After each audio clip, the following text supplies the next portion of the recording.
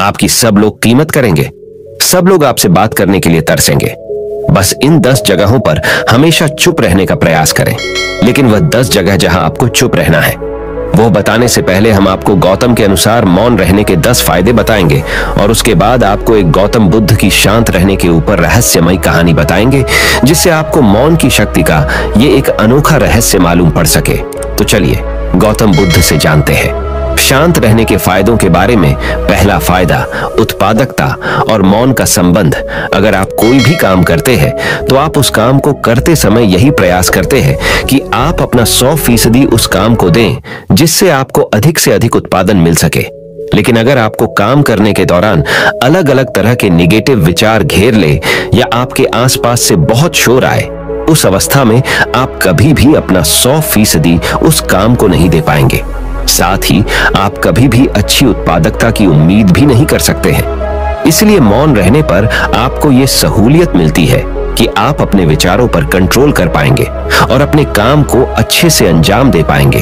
तो चलिए बढ़ते हैं हमारे दूसरे फायदे की तरफ। दूसरा फायदा, मौन आपको अधिक धैर्यवान बनाता है। मौन आपको अपने लक्ष्य की तरफ बढ़ाने में सहायता करता है। वो आपको उन चीजों से दूर रखता है जिनसे आपका ध्यान भटक सकता है। साथ ही वो आपको अपने लक्ष्य की तरफ बढ़ने में और अधिक धैर्यवान बनता है।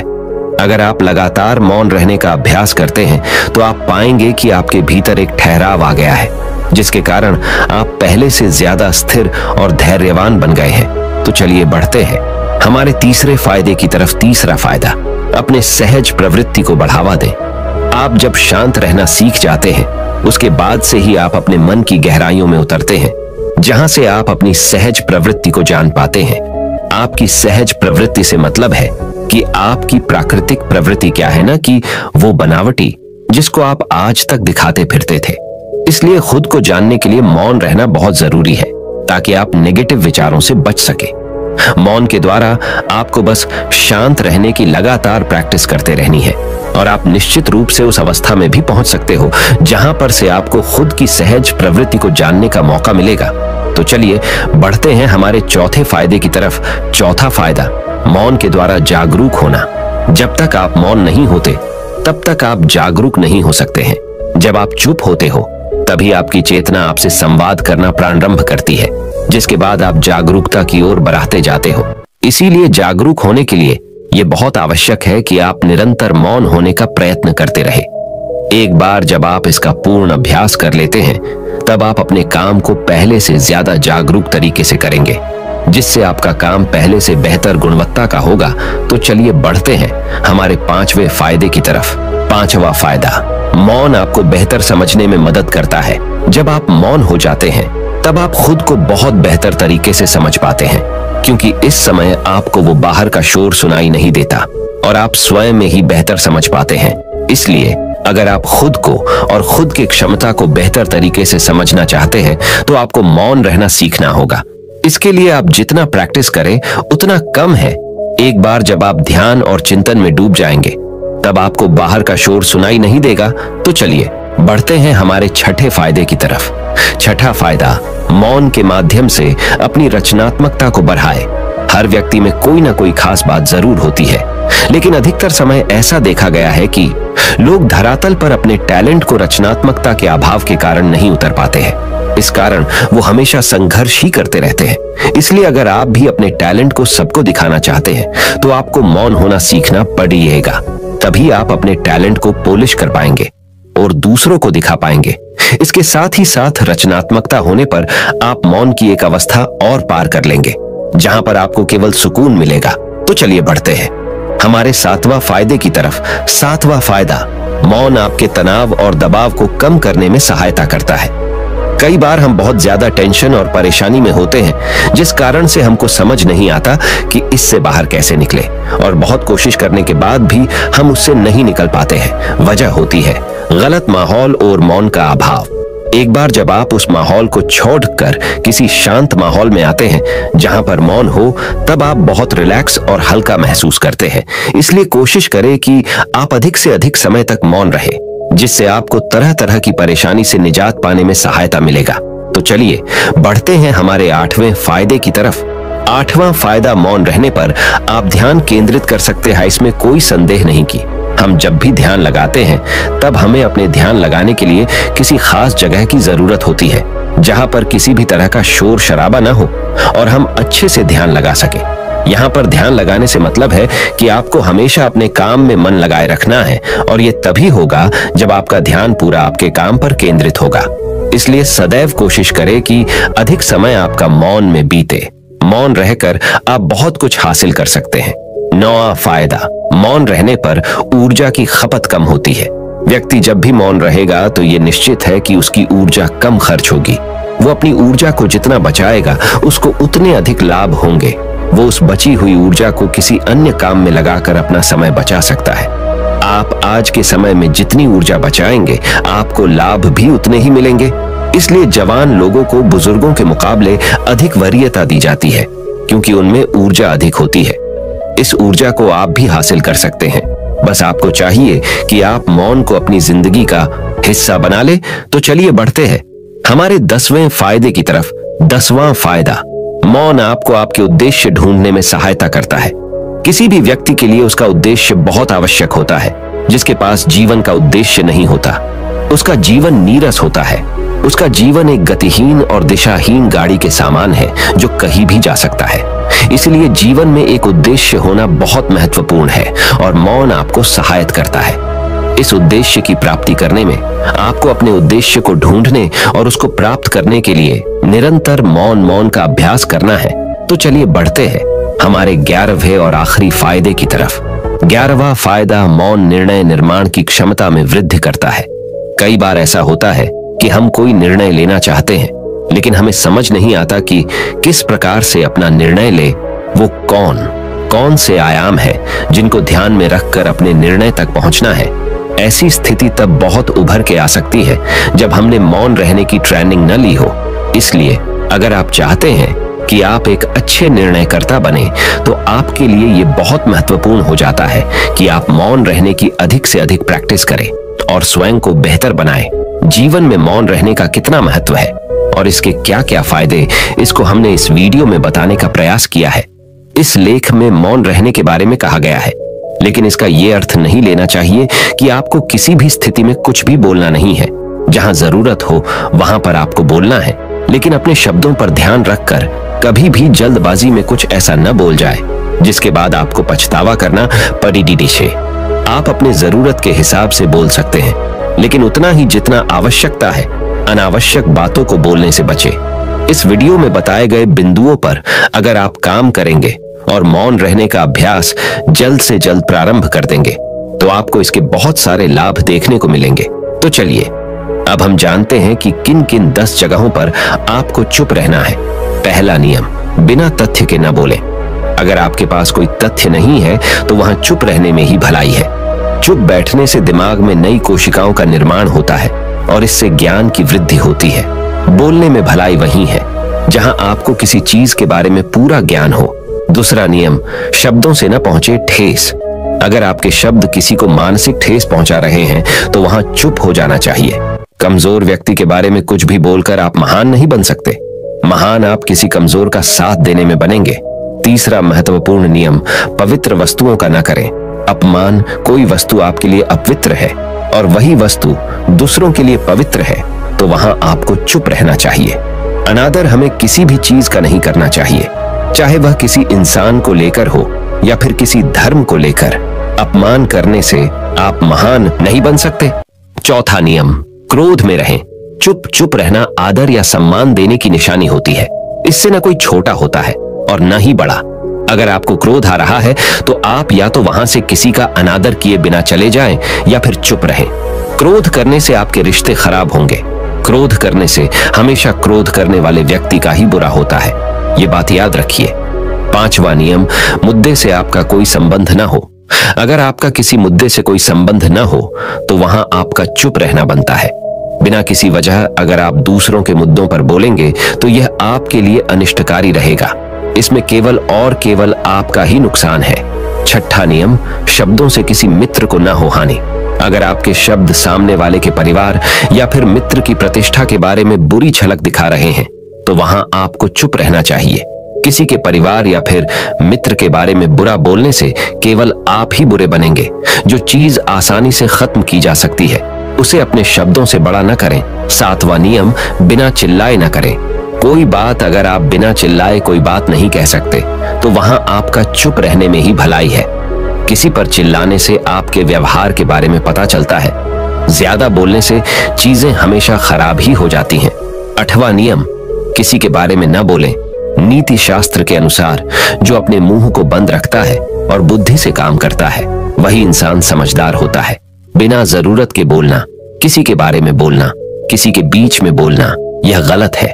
कभी कभी हमारे लिए बुद्धिमानी इसी में होती है कि हम अपना मुंह गलत जगह न खोलें और चुप रहें। 9वां महत्वपूर्ण नियम, शब्दों से आपके दोस्तों को न हो हानि। कभी कभी दोस्तों के साथ जब हम मजाक करते हैं तो ध्यान रहे कि आपके शब्दों से किसी का अनादर न हो। मजाक को भी हमेशा शब्दों के मायनों में ही रखें। जहां किसी को शब्दों से चोट लगे वहां चुप हो जाएं। ज्यादा बोलने से हमेशा नुकसान होता है। 10वां और आखिरी नियम, किसी और की प्रतिष्ठा को न पहुंचाएं। हानि, यदि आपके शब्दों से किसी और की प्रतिष्ठा को ठेस पहुंच रही है तो वहां आपको चुप हो जाना चाहिए। जब कोई व्यक्ति आपके सामने नहीं है तो आप उस व्यक्ति के बारे में बुरे शब्द किसी तीसरे व्यक्ति के सामने नहीं बोले तो अच्छा है। तो चलिए जानते हैं मौन रहने का एक अद्भुत रहस्य, गौतम बुद्ध की एक रहस्यमयी और पौराणिक कहानी से। तो चलिए अब गौतम बुद्ध की कहानी की शुरुआत करते हैं। आश्रम के सभी बच्चे जब दूसरे कामों में लगे होते थे तो एक बच्चा एक कोने में बैठा चुपचाप अपने आप में खोया रहता था। वो अक्सर किसी से ज्यादा बात नहीं करता था। आश्रम की सभी जिम्मेदारियां पूरी करने के बाद जहां सभी बच्चे पूरे दिन की घटनाओं की चर्चा करने लगते हैं, वहीं पर वो शांत रहने वाला बच्चा एक बरगद के पेड़ के नीचे बैठकर ध्यान करने लगता। सभी बच्चों को आश्चर्य होता था क्योंकि उसका कोई दोस्त नहीं था।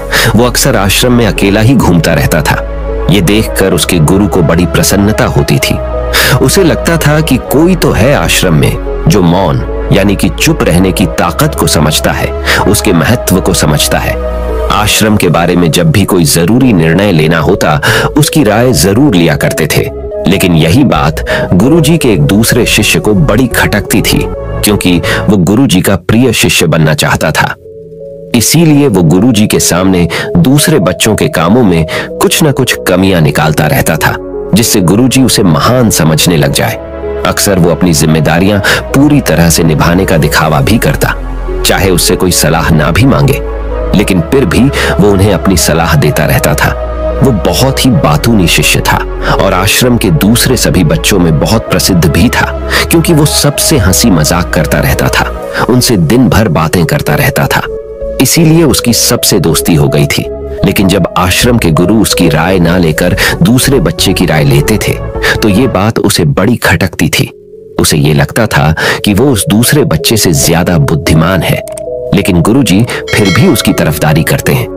ऐसा नहीं था कि गुरुजी को बातूनी शिष्य के स्वभाव के बारे में पता नहीं था, लेकिन गुरुजी उसे अपने तरीके से सीख देना चाहते थे ताकि उसकी ज्यादा बोलने की आदत, दिखावा करने की आदत, दूसरों में कमियां निकालने की आदत हमेशा हमेशा के लिए खत्म हो जाए और वो मौन रहकर ध्यान की गहराइयों को छुपाएं।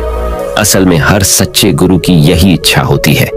वो किसी तरीके से उस बातूनी शिष्य को एहसास कराना चाहते थे कि चुप रहने से ही उसे असीम सत्य को जाना जा सकता है। उस विराट का एहसास चुप होकर ही किया जा सकता है। एक दिन गुरुजी को एक तरीका सूझा।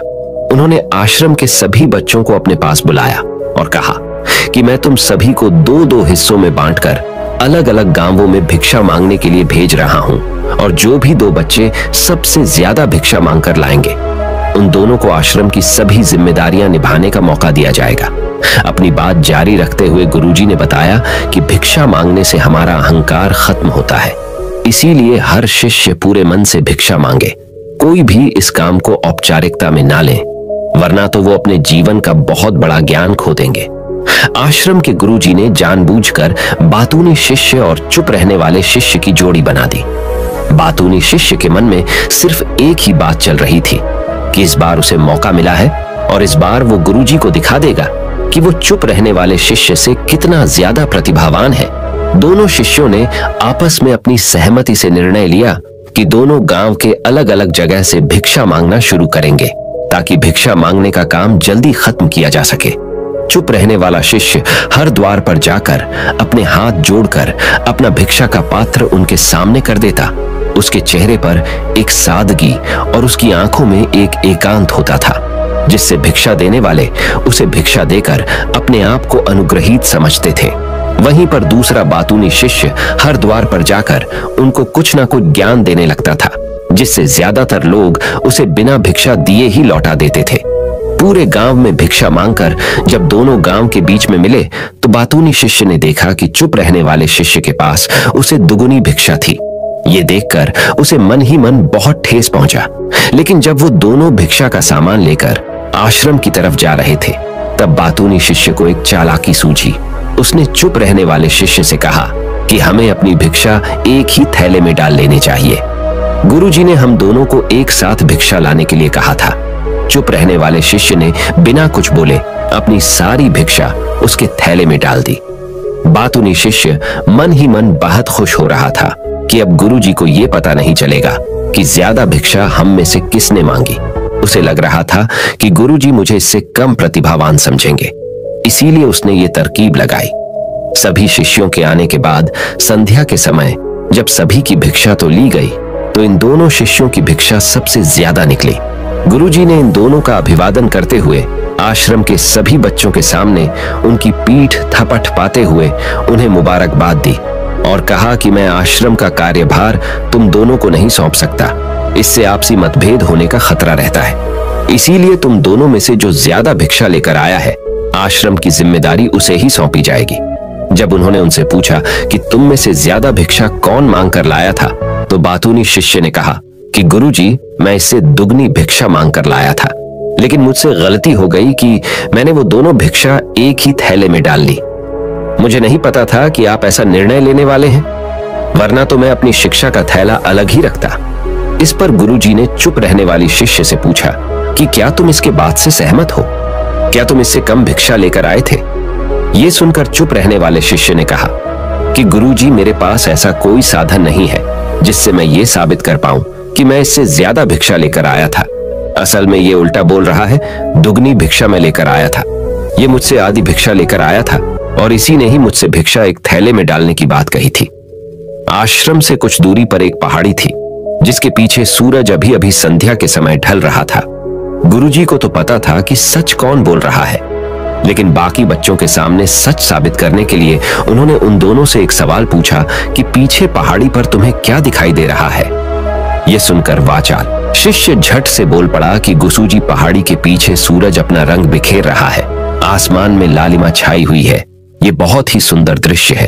वो तो और भी बहुत कुछ कहना चाहता था, लेकिन गुरुजी ने उसे चुप करते हुए दूसरे शिष्य से जवाब जानने के लिए जब उसकी तरफ देखा तो उसकी आंखों में आंसू भरे हुए थे। श्रद्धा, भक्ति और प्रेम से उसकी आंखें भर आई थी। गुरुजी को उससे पूछने की जरूरत ही नहीं पड़ी। गुरुजी ने सभी बच्चों को संबोधित करते हुए कहा कि मैंने सवाल किया था कि ये पहाड़ी के पीछे तुम्हें क्या दिखाई दे रहा है? ज्यादातर लोगों को यही दिखाई देगा कि एक बहुत सुंदर दृश्य है, लेकिन मजे की बात यह है कि सुंदरता बोलकर नहीं बताई जा सकती, उसे महसूस किया जा सकता है और सामने वाला उस सुंदरता को आपकी आंखों में देख पाता है। चुप रहने वाले शिष्य की तरफ इशारा करते हुए गुरुजी ने कहा कि असल में सुंदरता इसी बच्चे ने देखी है। दूसरे बच्चे ने सिर्फ सुंदरता की उपव्याख्या की है, लेकिन इसने वास्तविकता में उस सुंदरता को महसूस किया है। अपने आप को ऊंचा दिखाने की सभी कोशिशें नाकाम होती देख वाचाल शिष्य वहीं पर फूट फूट कर रोने लगा। उसको चुप कराते हुए गुरुजी ने कहा कि बेटा, मुझे पहले से पता था कि तुम झूठ बोल रहे हो, लेकिन मैं तुम्हें उस झूठ का एहसास कराना चाहता था। सभी बच्चों को संबोधित करते हुए गुरुजी ने बताया कि शब्द जाल की तरह होते हैं। हमारे ज्यादा बोलने की वजह से बहुत सारी समस्याएं पैदा होती है। जब कोई आदमी एक बात को बढ़ा चढ़ाकर बोल देता है तो उसे सिद्ध करने के लिए वो शब्दों के जाल में फंसता चला जाता है और इसी वजह से अंतर्मुखी होने की बजाय वो बहिर्मुखी होता चला जाता है। वहीं पर जिस भी व्यक्ति को अपनी अंतर यात्रा करनी होती है उसे सबसे पहले चुप रहना सीखना होता है। जरूरत से ज्यादा बोलना या फिर हर वक्त बोलते ही रहना, ये सब हमारी अंतर यात्रा में बाधा बन जाती है। जब आप चुप रहने का अभ्यास करते हैं तो आप अपने साथ वक्त बिताने लगते हैं, जिससे कि आप अपने एकांत को जान पाते हैं। और एक बार अगर मन में एकांत स्थापित हो जाए तो आपकी आंखों में, आपके चेहरे पर वो सादगी, वो एकांत, वो स्पष्टता की झलक, सब कुछ सामने नजर आने लगती है। कुछ साबित करने को नहीं रह जाता, कुछ बताने को नहीं रह जाता, सब कुछ आंखों में देखा जा सकता है। चुप रहने वाले शिष्य की तरफ इशारा करते हुए गुरुजी ने कहा कि अभी जो दृश्य है इस बच्चे ने देखा, वो ज्यादा बोलने वाला आदमी कभी नहीं देख पाएगा। वो अपनी बुद्धि से तर्क वितर्क करता रहेगा कि उसे क्या क्या दिखाई दे रहा है, लेकिन उसमें से वो महसूस कुछ भी नहीं कर पाएगा। उसे दिखाई दे जाएंगे पहाड़, सूरज या फिर उसकी लालिमा, लेकिन उस सुंदरता को, उस विराट को, उस अद्वैत को वो कभी नहीं देख पाएगा। अगर चुप रहने की कला सीखनी है तो तुम्हें सबसे पहले एक बात ध्यान रखनी होगी कि तुम्हें किसी को भी प्रभावित करने की कोशिश नहीं करनी है।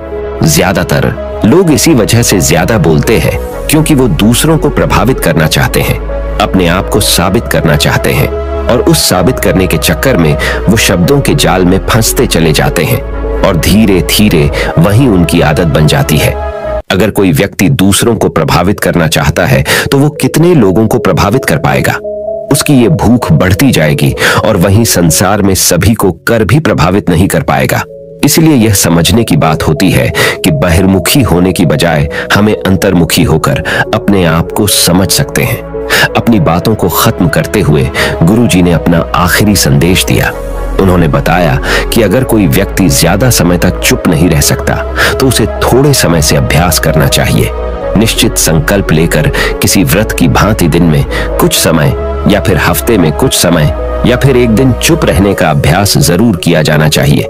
इससे हमारी चुप रहने की आदत धीरे धीरे खुद ब खुद पनपने लगती है, क्योंकि एक बार जब हम चुप रहने लगते हैं तो हमें चुप रहने का आनंद पता चल जाता है। उसके बाद हमें प्रयास नहीं करना पड़ता, बल्कि हमारा मन आनंद की तरफ अपने आप बढ़ता चला जाता है। चुप रहने की कला सीखने के बाद आपकी बुद्धिमानी और आपकी स्पष्टता दोनों में बहुत ज्यादा फायदा होगा। वास्तविकता में जिसे दर्शन कहते हैं वो मौन रहकर ही किया जा सकता है। इसके बाद सभी बच्चों से कुछ समय चुप रहने का संकल्प लेकर गुरुजी ने अपनी बात खत्म कर दी और सभी बच्चे अंत में रात्रि का भोजन करने के लिए एक साथ भोजन कक्ष में पहुंचे। शांति के फायदे तो आपको पता चल गए। अब गौतम बुद्ध के अनुसार अपने मन को कैसे संयमित किया जाए, चलिए उसके बारे में जानते हैं। भगवान गौतम बुद्ध कहते थे, यह संसार एक माया जाल है जो कि मनुष्य को अच्छाई भी दिखाता है और बुराई भी दिखाता है। कभी सुंदरता दिखाता है तो कभी दुर्बलता दिखाता है। कभी यह संसार मनुष्य को आकर्षित करता है और कभी कभी मनुष्य को इतना उलझा देता है कि मनुष्य को खुद के जीवन का ध्यान ही नहीं रहता। इसलिए संसार के माया जाल से बचने के लिए भगवान गौतम बुद्ध कहते हैं, जो पुरुष अपने खुद के इंद्रियों से कभी नहीं हारा, वह संसार से या पूरे ब्रह्मांड के किसी भी चीज से कभी हार ही नहीं सकता। वह मनुष्य जहां भी हो उसकी विजय निश्चित है। दोस्तों, आपको बता दें कि इंद्रियों का मतलब होता है कान, नाक, त्वचा, जीभ, हाथ। इन 5 शरीर के भागों को मुख्य इंद्रियां कहा जाता है। इन इंद्रियों को जो पुरुष या स्त्री अपने मन से संयमित कर पाते हैं, वह पुरुष या स्त्री बड़ी ही आसानी से संसार के महासागर को पार कर लेते हैं। यानी कि किसी भी चीज से वह आकर्षित नहीं होते और अपना कर्म बड़े ही विश्वास के साथ करते रहते हैं। ऐसे ही मनुष्य संसार में या इस लोक में या परलोक में बार बार विजयी होते रहते हैं। तो चलिए जानते हैं कि हमारे मन को कैसे वश में किया जाए ताकि हम इस संसार के माया जाल में फिर से न फंसे। भगवान गौतम बुद्ध कहते हैं, मन को वश में करने के लिए सबसे पहले आपको यह जानना होगा कि आपके शरीर से श्रेष्ठ आपकी इंद्रियां होती है। आपकी इंद्रियों से श्रेष्ठ आपका मन होता है और आपके मन से श्रेष्ठ आपकी बुद्धि होती है और अंततः बुद्धि से श्रेष्ठ आपका आत्मा होता है और आत्मा से भी श्रेष्ठ परमात्मा होते हैं, यानी भगवान होते हैं। तो अगर आपके मन को वश में करना है तो सबसे पहले आपकी बुद्धि में यह विचार करें कि मैं आज से बुरे कामों के बारे में सोचूंगा भी नहीं और मेरे अच्छे काम विश्वास से करता रहूंगा। दोस्तों, अगर आप बुरी आदतों के बारे में सोचोगे ही नहीं तो वह आदतें आपकी बुद्धि पर हावी नहीं होगी और आप कभी गलत काम नहीं करोगे। तो सबसे पहली बात तो यह है कि अपने बुद्धि में से बुरी आदतों को निकाल दो और अपनी बुद्धि में जो भी आपका काम है उस काम के बारे में विचार डालना शुरू कर दो। फिर आपकी बुद्धि आपके मन को आपके काम के बारे में संदेश देगी और मन सभी इंद्रियों को वश में करके आपके काम के ऊपर लगा देगा। तो इसी तरह से करते करते आपका मन एक दिन अवश्य ही वश में हो जाएगा। और जिस व्यक्ति का मन वश में हो जाता है उस व्यक्ति के मन में हमेशा ही भगवान वास करते हैं। तो देखा दोस्तों, मन को वश में करने के लिए सबसे पहले आपको अपनी बुद्धि को अपने काम के बारे में ज्ञान देना होगा और बुद्धि में से बुरी आदतों को बिल्कुल निकलना होगा, यानी कि उनके बारे में सोचना ही छोड़ना होगा। तब जाकर आप अपने मन को वश में अवश्य ही कर पाओगे। और जब आप पूर्णतः आप अपने मन को वश में कर लोगे तब आपके लिए सुख दुख सर्दी गर्मी और मान अपमान सब एक जैसा होगा और आप इस दुनिया के माया से परे हो जाओगे। आपको कोई भी चीज आकर्षित नहीं कर पाएगी, उल्टा आपसे ही लोग आकर्षित होंगे और आप जैसा भी काम करते हैं लोग भी आपको देखकर वैसा ही काम करेंगे और लोगों को आप एक आकर्षित और बुद्धिमान मनुष्य लगोगे। इसलिए हमारे भागवत गीता में भगवान कृष्ण ने यह कहा है कि मन का सारा खेल है, मन के हारे हार है और मन के जीते जीत है। ऐसा ही हमारे भगवान बुद्ध ने और ना जाने कितने सफल लोगों ने कहा है। भगवान बुद्ध ने कहा है कि जिसने अपने मन को वश में कर लिया है उसकी जीत को देवता भी हार में नहीं बदल सकते हैं। अर्थात मन को वश में करने का नाम ही आत्म संयम है, जिसका अर्थ है अपने आप को वश में करना, अर्थात मन वचन और कर्म पर अधिकार प्राप्त करना, ताकि शरीर से कोई अशुभ कार्य न होने पाए, जिससे कोई अपशब्द न निकले और मन में कभी अशुभ विचार न उठने पाए। यदि मनुष्य अपनी इंद्रियों का प्रयोग उचित ढंग से करता है तो ही उस मनुष्य को दूसरों को ज्ञान देने का अधिकार है। यदि उसका अपने मन पर अधिकार नहीं है, उचित और अनुचित का ज्ञान नहीं है, तो वह मनुष्य के पद से गिरकर अन्य योनियों में गिने जाने योग्य हो सकता है। एक कथन है कि हम जैसा सोचते हैं वैसा ही बन जाते हैं। वास्तव में यह विचार नहीं अपितु विचारों का संसार है। हमारी सोच और विचारों का प्रभाव हमारे मन पर गहरा असर छोड़ जाता है। मनुष्य के मन में विचार ही बार बार उभर कर आते हैं जो मनुष्य को दिशा देने का काम करते हैं। विचार ही मस्तिष्क को गति प्रदान करते हैं और गलत विचार क्रोध की ओर जाने को विवश करते हैं। यह हमारी भूल है कि हम सोचते हैं कि वचनों की कोई शक्ति नहीं है। संसार में जो भी हुआ, जो भी हो रहा है और जो भी होगा सब हमारे कर्म के प्रभाव से हुआ है, और जो हो सकता है और आगे जो होगा वह कर्म की शक्ति से होता है, वह विचारों की शक्ति होती है। यदि हमारे अंदर आत्म संयम नहीं है तो आत्मिकता का धन हमारे हाथ नहीं आ सकता है। हम इंद्रियों के जाल में फंसकर पहले तो निर्मल होंगे, फिर अपमानित होते हुए पहले अपना अनिष्ट करेंगे और फिर किसी और का करेंगे। यह सच है कि जो लोग दूसरों के लिए सोचते हैं उनका मन विश्वास पूर्ण विचारों का स्रोत है। इसीलिए यदि बुराई से बचना हो तो अपनी दिशा को भलाई की और मोड़दश देना चाहिए। वास्तव में यदि आप जीतना ही चाहते हैं तो सबसे पहले आत्म संयम की आदत डाल लें, क्योंकि संयम का अर्थ ही है अपनी बिखरी हुई शक्तियों को निश्चित दिशा देना। मान लीजिए जिस कार्य को नहीं करना है और जब उसे ही करने के लिए मन आकर्षित करता है तो आप उसे प्रयास पूर्वक रोकने के लिए मन बना लें। उसे ही आत्म संयम कहते हैं। संयम का अर्थ है जब हम आकर्षणों की ओर जाने के लिए हमारा मन सहज रूप से रुक जाए। गांधी जी ने कहा था कि अनुशासन और बलिदान के बिना मुक्ति की आशा नहीं की जा सकती है। लेकिन यह बात भी सच है कि लोग अक्सर गुस्से में विवेक शून्य होकर तुरंत अपने आत्म संयम को गुस्से में खो देते हैं। यह सच है कि समय बीतने के साथ लोगों के आत्म संयम में भारी कमी आई है। इसके गंभीर परिणाम सामने भी आए हैं। इसीलिए आत्म संयम की उपयोगिता को किसी भी हाल में कम नहीं आंका जा सकता है। लेकिन यह भी सच है कि शुरुआत में आत्म संयम का मार्ग थोड़ा कठिन लगता है। अर्थात मन को वश में करने का नाम ही आत्म संयम है। मनुष्य को मिली हुई शक्तियों को निश्चित दिशा देना संयम कहलाता है। तो दर्शकों, उम्मीद है कि आपको मन को वश में करने का उपाय और शांति के फायदे और कहां-कहां आपको शांत रहना है इसके बारे में इस वीडियो के माध्यम से पता चला होगा। और मुझे यह आशा है कि आप अवश्य ही अपने मन को वश में करोगे और जिंदगी के सभी क्षेत्रों में अवश्य ही सफल होकर अपने परिवार का नाम रोशन करोगे। ऐसी ही और गौतम बुद्ध की प्रेरणादायक सीख लेने के लिए हमारे चैनल को फॉलो करें। और यह वीडियो आपको पसंद आया हो तो हमारे चैनल को सब्सक्राइब कीजिए और इस वीडियो को एक लाइक कीजिए और इस वीडियो को जितना हो सके उतना अपने दोस्तों के साथ शेयर करें। मिलते हैं हमारे अगले वीडियो में। नमो बुद्धाय।